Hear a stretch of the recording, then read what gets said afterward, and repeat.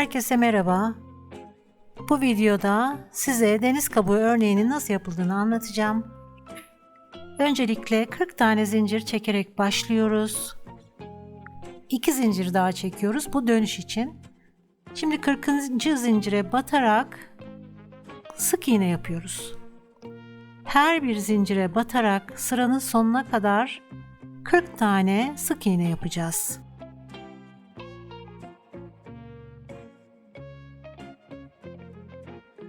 Tığın üstüne almadan, çok da sıkmadan sıranın sonuna kadar sık iğne yapıyorum.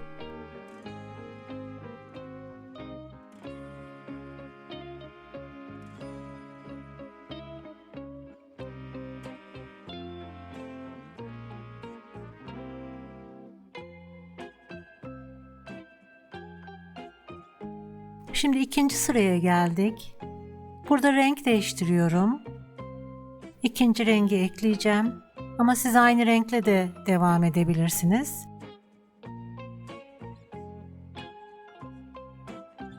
Bu örnek biraz evde kalmış yünleri değerlendirmek için de güzel bir örnek.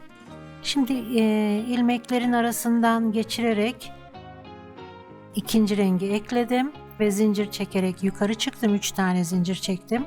Burada ipin kalınlığına göre, eğer ipiniz biraz kalınsa 3 tane çekebilirsiniz. İnce ise 4 tane zincir çekip yukarı çıkabilirsiniz. Şimdi tığı 2 defa dolayıp 4. zincirin üzerine batarak üçlü trabzan yapıyorum. Artık bundan sonra her defasında tığın üzerine 2 defa doluyoruz ipi. Şimdi aynı deliğe, aynı sık iğnenin üzerine 7 tane üçlü trabzan yapıyorum.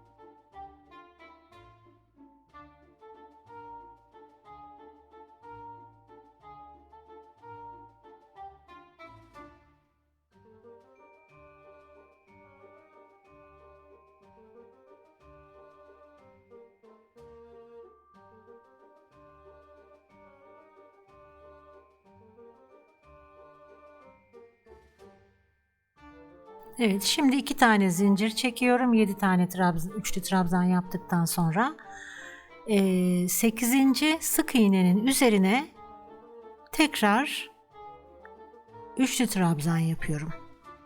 Bir önceki yaptığım yerin yanından saymaya başlıyorum. 8.'ye batıyorum ve buraya da yine bir önce yaptığım gibi 7 tane üçlü trabzan yapıyorum. Tığın üzerine çift doluyorum.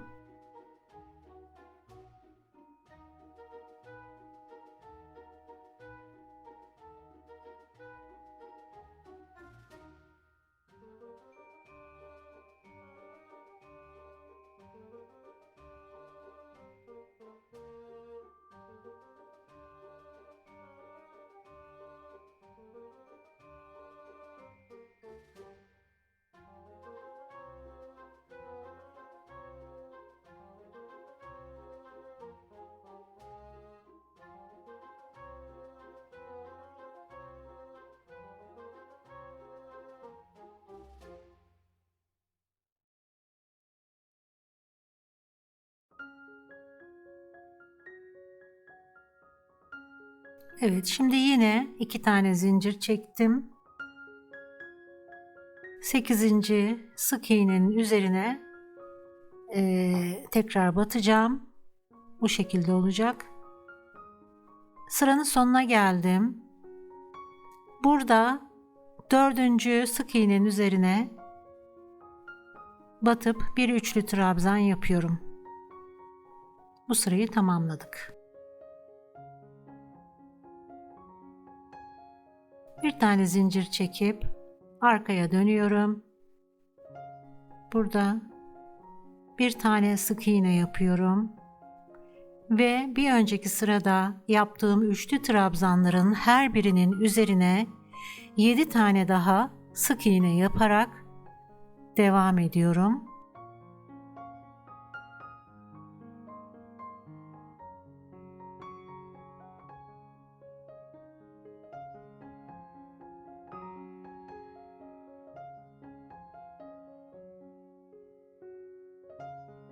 Yedi tane üçlü trabzan yapmıştık. 7 tane sık iğne yapıyoruz burada.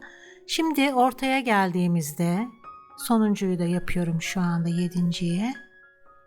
Ortaya geldiğimizde alttan dördüncü sık iğneyi sayıyorum. Bir önce üçlü trabzan yaptığımız yerin yanından başlamak üzere dördüncü sık iğneye batıyorum ve üstteki 2 zincirin üstünün arkasından dolayarak bir sık iğne ile üst sırayı birleştiriyorum. Altla üst sırayı birleştirmiş olduk ve burada bir deniz kabuğunu yaptık. Şimdi devam ediyorum. Bir sonraki 7 tane üçlü trabzanın üzerine sık iğne yapmaya devam ediyorum.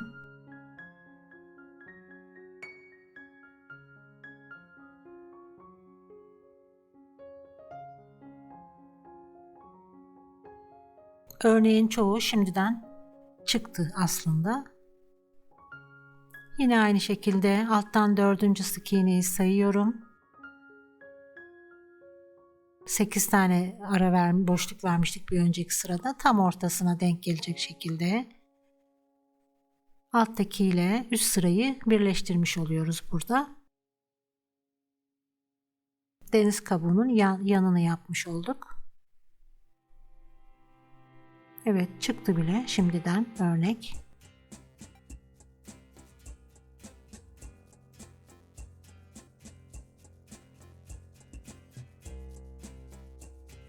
Burası arkası, örneğin arkası.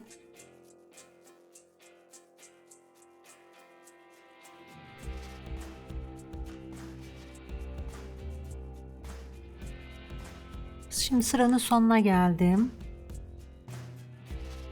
Yine renk değiştiriyorum burada. Renk değiştirirken bu şekilde ipi aradan geçirirseniz daha iyi olur. Bağlantı yerleri görünmemiş olur. Alttan gelen ipi biraz sıkıştırarak fazla bolluğu alıyorum burada. Yine zincir çekerek yukarıya çıkıyorum. İp biraz ince olduğu için bu defa 4 zincir çektim burada. Hemen dibindeki yere batarak 2 tane daha sık iğne yapıyorum. Zincirle birlikte 3 sayılıyor burası. Yukarı çıktığımız zincirle birlikte. Yani 3 tane üçlü trabzan gibi görünüyor. Şimdi 2 tane zincir çekiyorum ve bir sonraki bağlantı yerine birleştirdiğimiz yerdeki sık iğnenin üzerine batıyorum. Yani 7 tane sayıp 8.'ye batmış oluyoruz.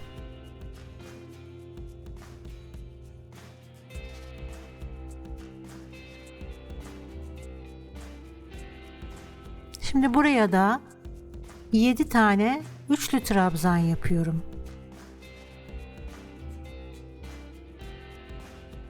Şimdi elim devamlı hareket halinde olduğu için zaman zaman kameraya yaklaşıyor, kameradan uzaklaşıyor. Bazı yerler flu çıkıyor ama yine de anlaşılıyor sanıyorum.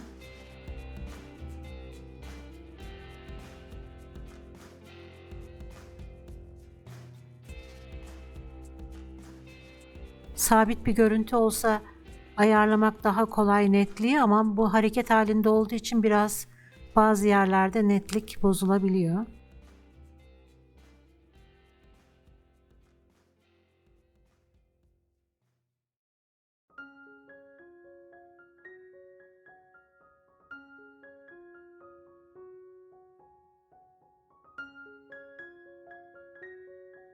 Yaptığınız üçlü trabzanları sayarak ilerlerseniz bir daha geriye dönmenize gerek kalmaz. Çünkü sayılar çok önemli burada. Orada bu 7 tane yapmanız gereken üçlü trabzanları 8 tane veya 6 tane yaptığınızda örnek bozulur. Bu şekilde düzgün ilerlemez. O yüzden her yaptığınızda şöyle bir sayarak öyle devam ederseniz daha zaman kaybetmemiş olursunuz, hem daha güzel olur.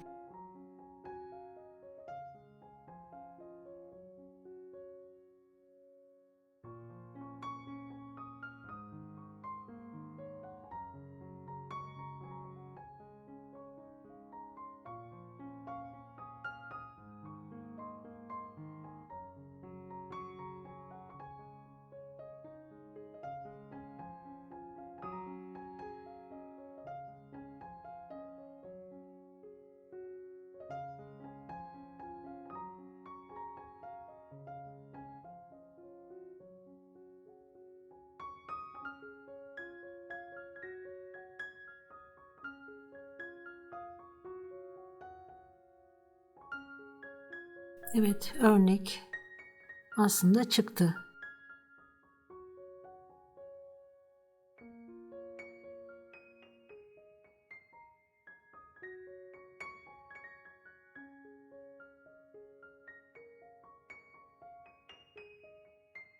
Şimdi başlangıçta 3 tane üçlü trabzan olduğu için sıranın sonunda da aynı şekilde 3 tane üçlü trabzan olması gerekiyor.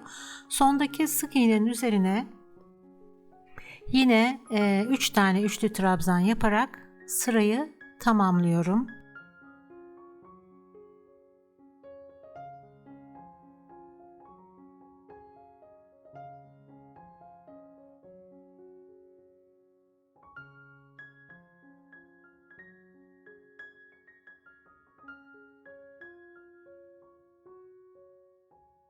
Şimdi bir zincir çekerek arkasını dönüyorum.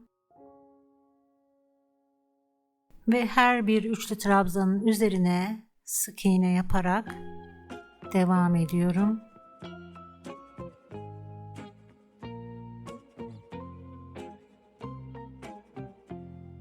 Üç tane sık iğne daha yaptık. Şimdi alttaki sırayla birleştireceğiz burayı. 2 zincir yaptığımız yerleri alttaki sırayla birleştiriyoruz ve alttan 4 tane sık iğne sayarak üstteki zincirin etrafından dolayarak sık iğne yapıyoruz. Ve devam ediyoruz sık iğne yapmaya aynı şekilde.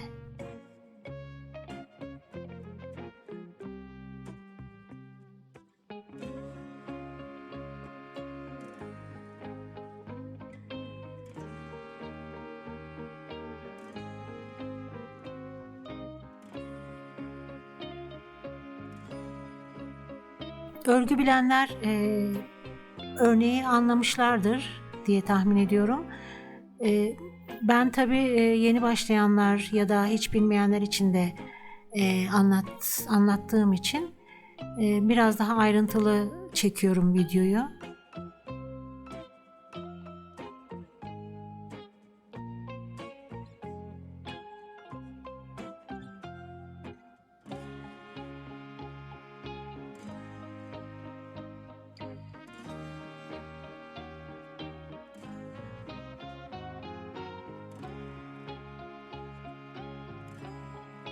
Örgünün ön yüzü bu şekilde görünüyor.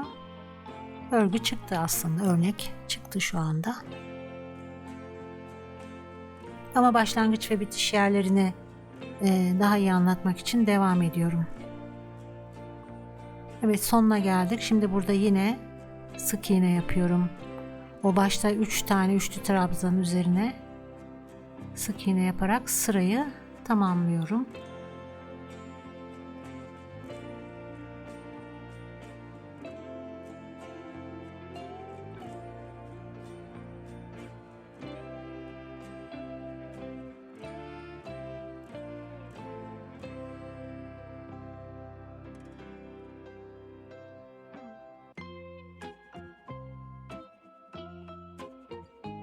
Şimdi yine renk değiştiriyorum burada.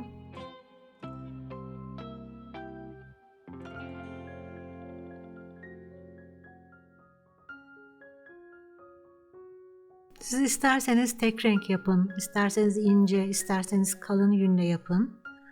Her biri de birbirinden farklı güzellikte olacaktır. Örnek çok güzel çünkü.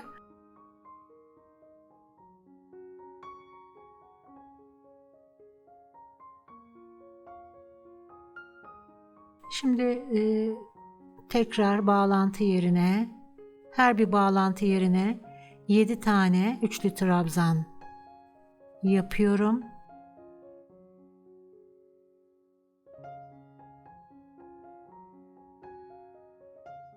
Eğer buraya ne yapacaktım diye düşünürseniz bir önce yaptığınız sıradakilere bakarak orada ne yapmanız gerektiğini de bulabilirsiniz.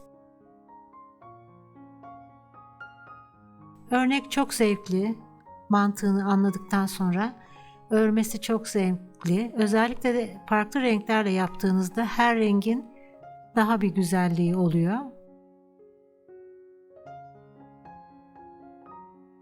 Ben aslında burada bir hırka başladım. Onu daha sonra anlatacağım nasıl yaptığımı. Burada sadece örneğin nasıl yapıldığını gösteriyorum.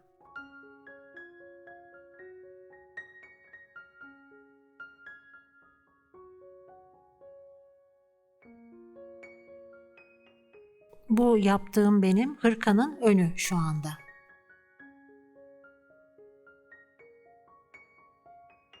Rengarenk bir hırka olacak.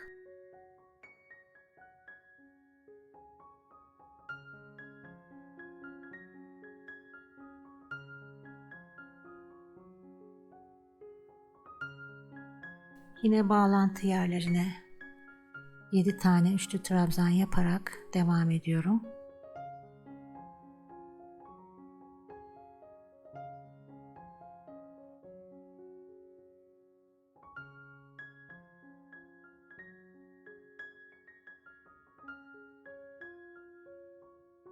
Bayağı ayrıntılı bir video oldu. Eminim bunu anlamayan kalmayacaktır.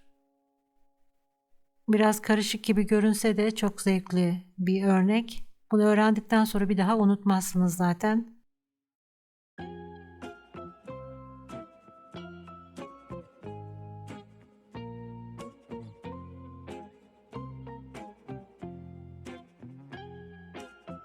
Instagram'da da paylaşıyorum. Instagram'da da Adım Adım El İşleri sayfasından beni takip edebilirsiniz. Yine sayfaya abone olup beğenirseniz çok memnun olurum. Emeklerimin boşuna gitmediğini düşünürüm. Umarım işinize yarar.